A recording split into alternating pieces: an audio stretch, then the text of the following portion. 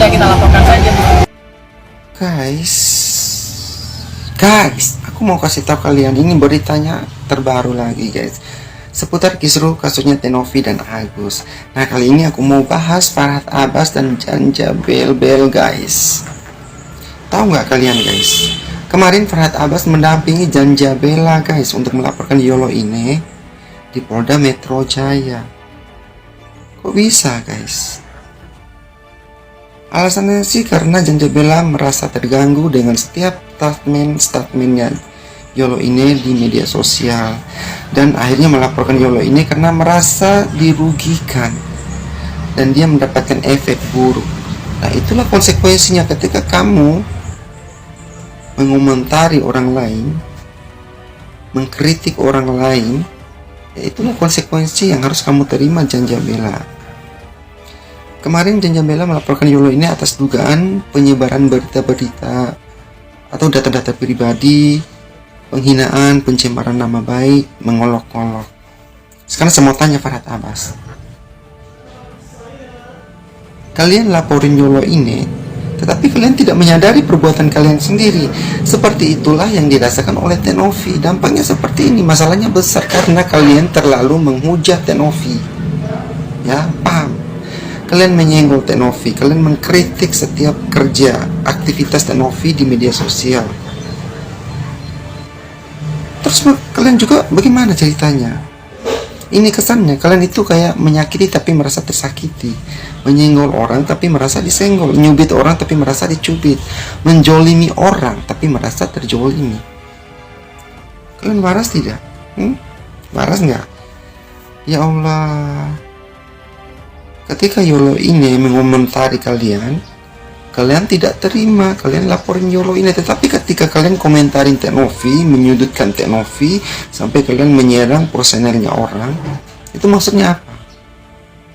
Makanya introspeksi diri dulu, baru kamu berspeak up. Begitu ya. Nah, ini untuk Abang Farhad, aku mau kasih tahu. Daripada abang capek-capek urusin masalah yang tidak terlalu penting, ya, masalahnya Tenovi dan Agus itu bisa dimediasi, hanya karena kalian sengaja mengulur-ngulur waktu ini, menarik-narik masalah ini supaya lebih besar lagi, supaya menyeret Tenovi ke jalur hukum.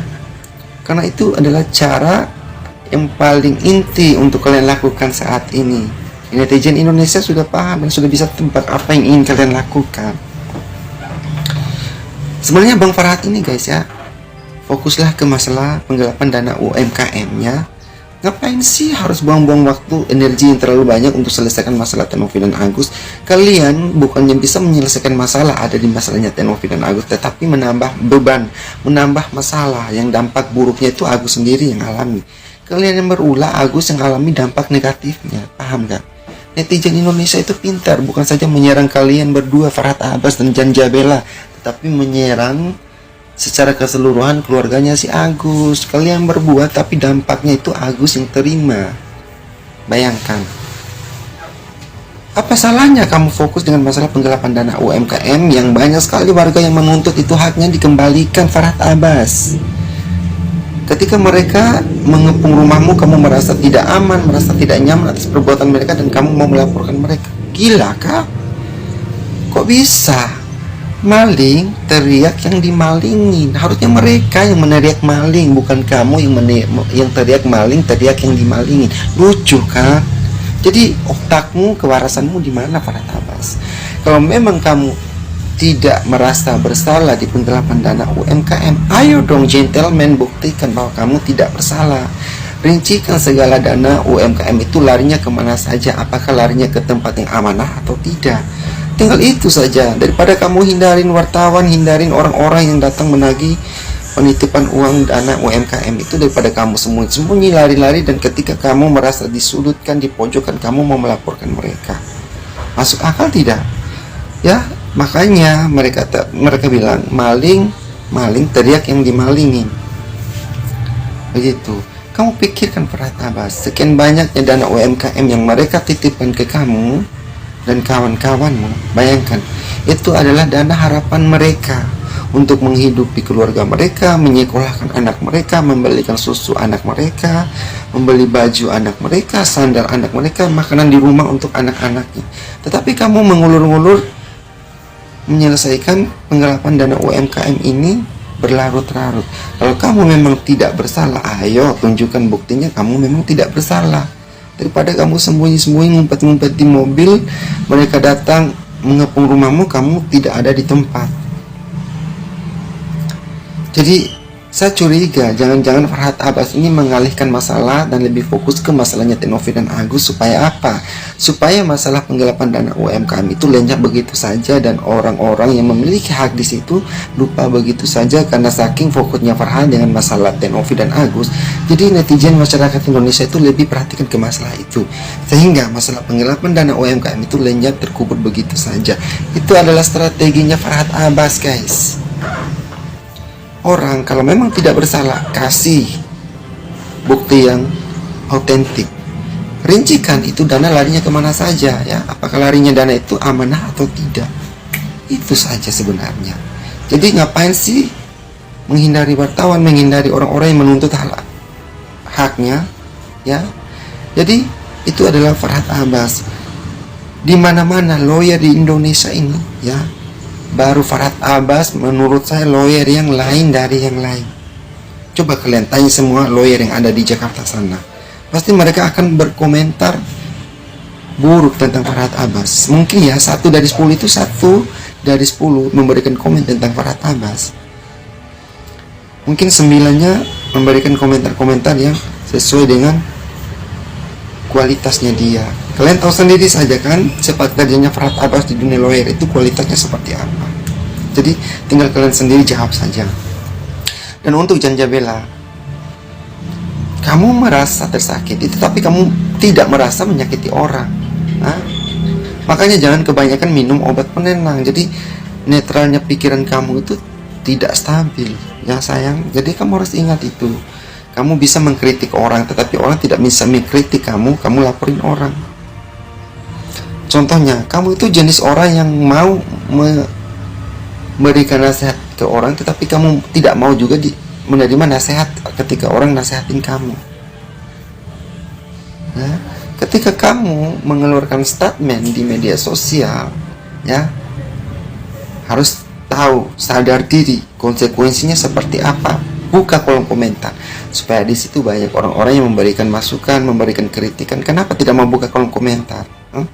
Karena takut dihujat, takut dinyinyirin. Ya, itulah konsekuensinya jika kamu jadi sebagai seorang content creator. Jadi harus mau menerima setiap apapun masukan dari orang. Jangan kamu terus yang kasih masukan ke orang, orang kasih masukan ke kamu, tidak bisa. Memang kamu Tuhan. Kamu Tuhan. Potensi dan kualitasmu itu masih di bawah standar, ya. Makanya kamu sindir Teh Novi, hujat Teh Novi terus, ya, kritik terus kinerjanya Teh Novi. Kenapa? Karena kamu kalah saing. Kamu iri. Bilang aja iri, itu sudah fix, jelas. Kamu iri karena kamu tidak merasa begitu respect dengan setiap kinerjanya Teh Novi di kegiatan sosialnya. Jadi itu yang membuat kamu merasa tersaingi, karena kamu juga katanya saya sering bansos. Ya memang sering bansos, tapi bansosnya yang bagaimana dulu. Nah oleh karena itu kamu ingin menyingkirkan Teh Novi dari dunia bansos, ya, dari dunia aktivis sosial, tetapi kamu tidak menyadari potensi yang kamu miliki, kualitas yang kamu miliki tidak setara dengan Teh Novi miliki. Lihat di sana, Teh Novi dapat piala penghargaan karena apa? Tanda tanya buat kamu. Sedangkan di sana kamu dapat hujatan, dan disitulah perbedaannya kamu dengan Teh Novi Janjabela. Jadi jangan sedikit-sedikit laporin orang, sedikit-sedikit laporin orang karena orang mengkritik kamu. Kamu kritik orang, bagaimana ceritanya? Ya, jangan menjolimi orang, ya. Akhirnya kamu begini ceritanya, menjolimi orang tetapi kamu merasa terjolimi. Ya kan? Jadi stop minum obat penenang, ya. Kalau kamu mau netral pikiranmu, mau positif terus, ya, positive thinking dalam hidup, jadi berusahalah untuk bukan menjadi ajang siapa yang bayar, yang buang-buang uang. Apa ini?